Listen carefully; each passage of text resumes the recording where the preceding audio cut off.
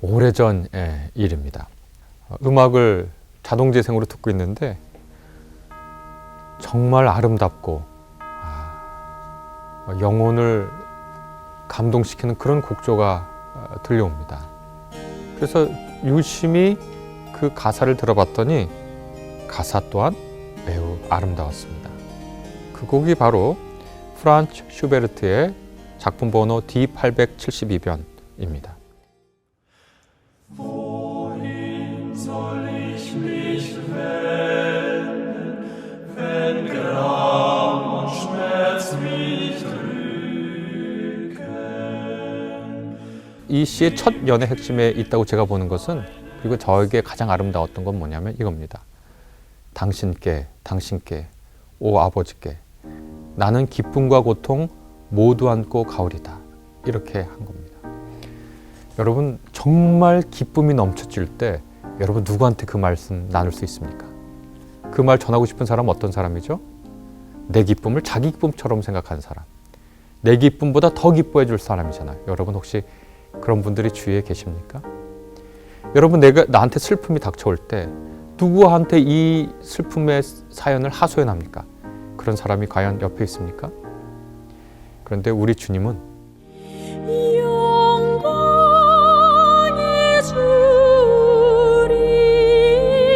주리에게 기쁨을 주시오니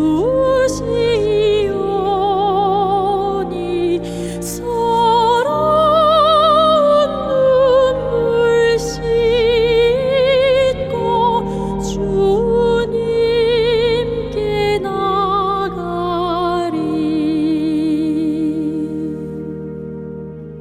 성경이 시대와 장소에 따라서 번역되듯이 찬송가도 시대에 따라서 변합니다. 찬송가를 새롭게 편집을 하죠. 오늘 우리가 한국 개신교에서 쓰는 찬송 조사에 보면은 참 재밌는 게 많습니다. 굉장히 다양한 나라, 다양한 곳에서 다양한 언어로 불리던 찬송들이 오늘 우리가 부르는 찬송가에 들어와 있습니다. 제가 한번 조사를 해봤는데요. 나라만 해도 우리나라, 독일, 미국, 이탈리아, 그리스, 프랑스, 전통적으로 오래된 기독교 국가들이죠. 그 외에도 남인도, 중국, 일본 이런 곳의 찬송도 우리나라 찬송가에 들어와 있습니다. 그 다음에 찬송가 맨 뒤에 찾아보면 앙고니라고 하는 곳이 있는데 앙고니가 어딘지 잘 모르겠더라고요. 근데 그쪽에서 나온 찬송가도 들어 있습니다. 그러니까 지역이 다양한 거죠. 또 시기도 다양합니다. 찬송가 3장, 4장, 7장 이것은 주후 2세기 소영광송, 소송령이라고 부르는 찬송가들이 2세기 것부터요 20세기 넘어서까지, 그러니까 거의 2000년에 가까운 시기에 펼쳐져 있는 곡들이 우리 찬송가에 들어와 있습니다. 그리고 그 곡조도요 매우 다양합니다. 어떤 곡은 대중가요에서 온 것들도 있습니다. 아니, 찬송가가 정말 대중가요에서 온 것도 있냐? 네, 있습니다. 그럼 어느 찬송가가 대중가요? 그러니까 오늘날의 개념으로는 대중가요지만 그냥 사람들이 널리 불렀던 가요를 얘기하겠죠, 노래를. 찬송가 1장 프랑스의 대중가요에서 온 겁니다. 만복의 근원 하나님. 우리는 참 거룩하게 부르는데 프랑스에서는 대중들이 즐겨 불렀던 노래입니다. 145장 같은 경우에도 독일 가요에서 빌린 찬송이고요. 88장 내 진정 사모하는, 그 다음에 기쁜 일이 있어 종친회 같은 314장 같은 경우에 모두 미국 가요에서 따온 겁니다. 우리가 가끔 올림픽 같은 데서 듣다 보면 찬송가인데요? 어떤 나라의 국가인 것도 있죠.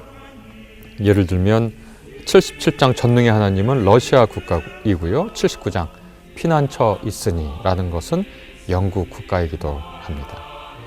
우리가 하나님을 진리의 하나님이라고 고백하는데 하나님이 진리시다라고 하는 고백이죠. 이 말은 모든 진리는 하나님의 진리다라는 고백도 됩니다. 마찬가지로 우리가 하나님을 아름다우신 하나님이라고 부르는데 이 고백은 모든 아름다움은 다 하나님의 아름다움이다. 이렇게 고백할 수도 있습니다. 그러니 어떤 곡이 원래는 세속적이어서 찬송가로 드리기에 부적합하다는 주장이 일부 있기도 하지만 우리 찬송가 오늘날 보면 곳곳에서 2000년 가까이 그것이 종교음악으로 작곡된 것도 있고 민요에서 온 것도 있고 그냥 클래식의 어떤 부분에서 온 것도 있고 어떤 것은 가요에서 온 것도 있습니다. 모든 아름다움을 가지고 하나님을 찬양하죠. 악기도 마찬가지인데요. 오늘날 한국 교회에서 교회에 가장 어울리는 악기는 무엇입니까? 라고 물어보면 대다수의 많은 분들이 파이프 오르간입니다. 이렇게 대답을 하겠죠.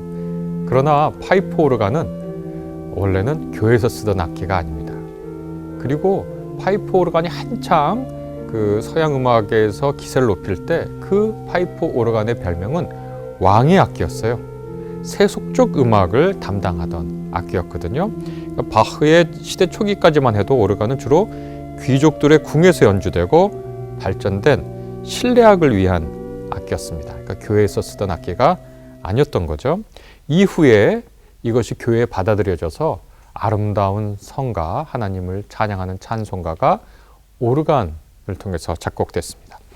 그래서 서방교회, 로마 캐톨릭이나 개신교나 모두 예배용 악기로 파이프 오르간을 받아들였지만 아직도 동방 정교회에서는 이 악기의 세속성이 너무 강하다라고 주장하면서 예배 악기로 사용을 금지한 데도 꽤 있다라고 제가 들어서 알고 있습니다.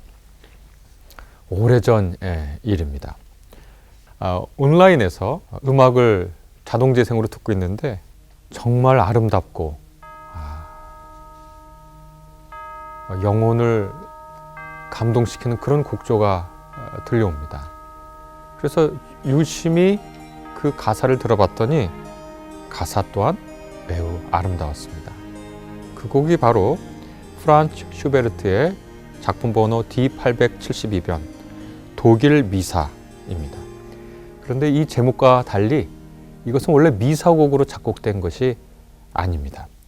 엄격히 독일 미사라고 부르기도 잘 맞지 않는데요. 왜냐하면 이 곡을 지은 슈베르트는 오스트리아 사람이었고 이 곡의 작사자 요한 필립 노이만도 오스트리아의 시인이자 물리학자이자 도서관 전문가였습니다. 8개의 예전용이 아닌 시를 이 노이만 이분이 썼고요. 슈베르트는 의뢰를 받아서 여기에 가톨릭 미사에 사용하도록 작곡을 했습니다. 그런데 이 독일 미사라는 이름을 갖고 있는 심지어 슈베르트가 쓴 곡인데도요. 가톨릭 교회는 처음에 이 곡을 예전에 사용하지 않았습니다. 대단히 재밌죠. 이후에 대중들이 이 곡을 정말 사랑하게 됐고요. 가톨릭 교회가 결국 이 곡을 예배에 받아들이게 됐고 우리나라에까지 들어와서 독일 미사 가운데 첫 번째 곡이 가톨릭 성가 329번에 수록되게 됐습니다.